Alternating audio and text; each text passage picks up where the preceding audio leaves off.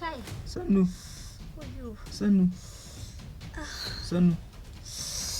Oh, Jesus! Oh. Oh, sorry. Don't cry. A hankali. A hankali. Oh. God have mercy upon us.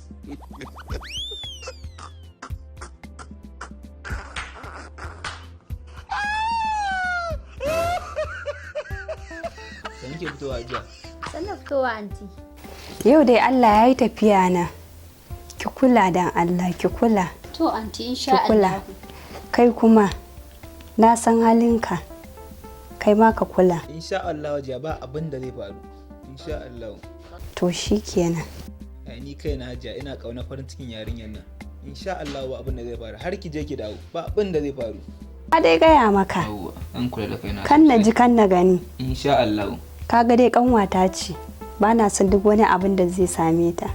Insha Allah anti ba za ki ji komai ba. To anti insha Allah. Ki kula da kanki. Insha Allah. Ni dai na tafi. To anti. To da lafiya. A da lafiya. A gaida su ina gaishe su. A gaggaishe su. Allah ya tsare, Allah ya kiyaye hanya.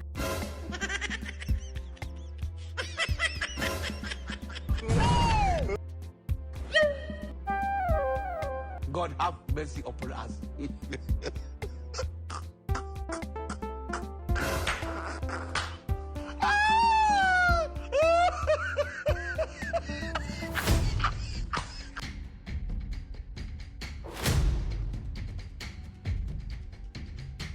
What?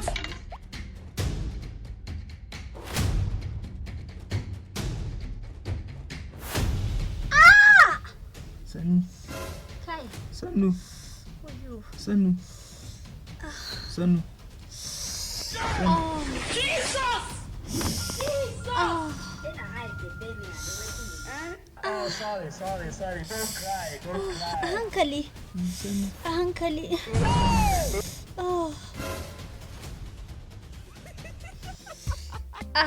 Sannu. Kana min da zafi. Ka yi a hankali. Sannu. Wash. God have mercy upon us. Sannu.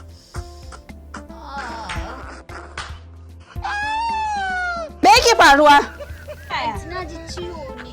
Ciwo kika ji garin yaya? Na dan zame ne wallahi.